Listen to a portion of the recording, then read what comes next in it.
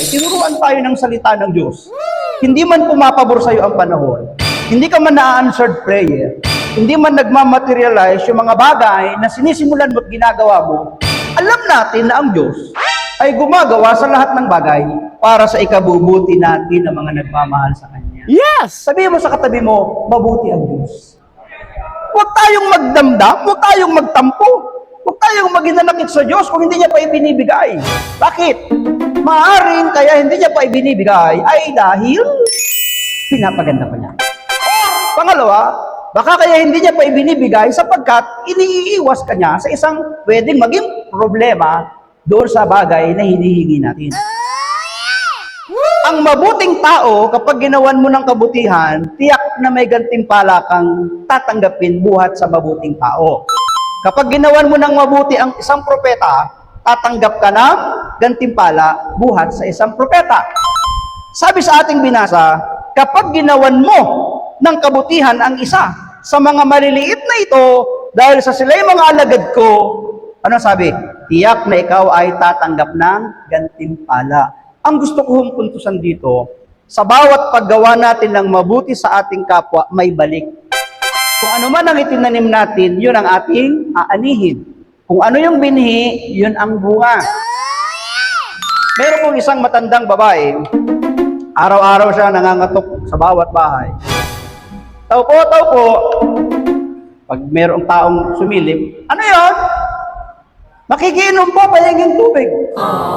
Sabi ng nagbukas, wala kami tubig doon, sa iba kami bingi. Katok na naman. Tao po, ano yan?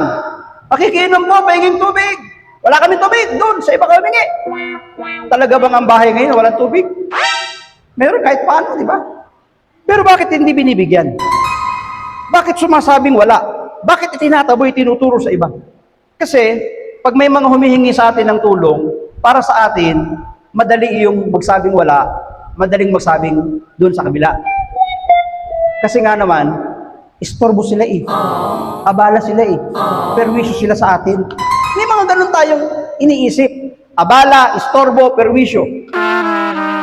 Yung matanda daw, hindi nagsawa.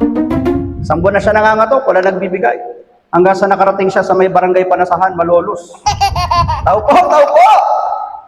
Ano yan? Makikinom po, pahinging tubig.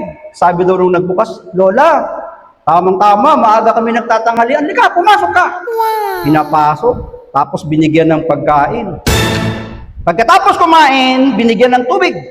Pagkainom ng matanda, sabi ng matanda, halika, may pagtatapat ako sa iyo. Ang totoo niya, sabi niya, hindi ako mahirap. What? Hindi ako pulubi. Isa akong milyonarya. What? Kaya lang, nagpanggap lang akong pulubi para tuparin ko ang pangako ko sa Diyos. Sabi niya, actually, na-find out ng mga doktor ko na ako ay may cancer. May tanim na ang buhay ko. Alam ng Diyos na kaya kong pumunta sa Amerika, sa Europa, may pera ako, pwede ako magpagamot. Pero nung marinig kong may cancer ako at may tanim na ang buhay, hindi ko ginawa yon. Bagkus, tumingala ako sa langit at ang sabi ko, Diyos na makapangyarihan sa lahat. Kapag ako'y pinagaling mo sa cancer na ito, yung perang gagastusin ko sa pagpapagaling, pagpunta sa ibang bansa, pagpapagamot. Pag ako'y pinagaling mo, promise, ibibigay ko sa taong may mabuting kalooban. Sabi niya, alam mo ba, nung ako'y suriin uli ng mga doktor ko, sabi sa akin ng mga doktor ko, Mrs., sabi niya, himala, wala ka ng cancer. Para maniwala ako, mapatunayan ko talaga wala akong cancer, nagpunta ako sa ibang mga doktor. Nagpasuri ako. Sabi nila sa akin, Mrs., wala kang cancer. Bilang pagtupad ko sa pangako ko sa Diyos, nagpanggap akong pulubi. What? Kumakatok ako sa bawat bahay, nangihingi ako ng tubig. Ngunit walang nagbigay. Nang kumatok ako sa bahay mo, hindi mo lang ako pinainom. Pinapasok mo pa ako at pinakain. Ibig sabihin, ikaw ay may mabuting kalooban. Sabi niya, lumabas ka doon sa may gate ng bahay mo. Mayroon akong iniwang plastic na marumi sa labas, ipasok mo. Pagkapasok, sabi niya, kumuha ka ng palanggana, itaktak mo ang laman. Nung tinaktak, saan ka terbang pera? Sabi niya doon sa may-ari ng bahay, ang lahat ng perang yan sa'yo na, sapagkat ikaw ay may mabuting kalooban. Anong ibig sabihin? Ang bawat paggawa natin ng mabuti, minsan ginagantimpalaan. Oh, yes. Ngunit may mga panahon at pagkakataon na walang nakagaganti sa mabuti nating ginawa. Hindi man nila tayo nagagantihan, pero ang Diyos ang magbibigay ganti sa kabutihang ginawa natin sa ating kapwa. Kaya ano yung ikatlo? Pagtanggap. Tanggap ba natin ang isa't isa? Sa bawat pagtanggap natin sa ating kapwa, sa bawat paggawa natin ng mabuti sa ating kapwa, tiyak na mayroong kapalit na gantimpala. Sa bawat paggawa natin ng mabuti sa ating kapwa, may balik. Kung ano man ang itinanim natin, yun ang ating aanihin. Kung ano yung binhi, yun ang bunga. Huwag po nating pagdududahan ang kabutihan, ang kanyang kapangyarihan. Na ako po ay bago-bago pa sa gawain ko ito. Taga Santa Quiteria, Caloocan. Pumayo po ako sa may bandang Alabang ng Tinlupa. Binata pa yata ako noong time na yun. Mahilig ako mag-long sleeve noon, nakatakto. Wala pang mga aircon na bus nun.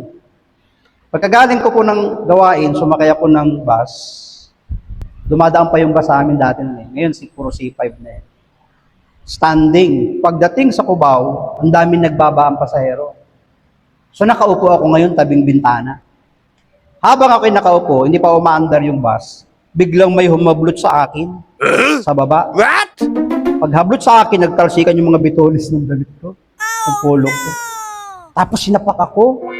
Pagtama sa mukha ko, naramdaman ko parang kinakain ko yung dugo ng bibig ko. Sabi ko, bakit? Sabi niya sa akin, bakit kang ngingiti-ngiti?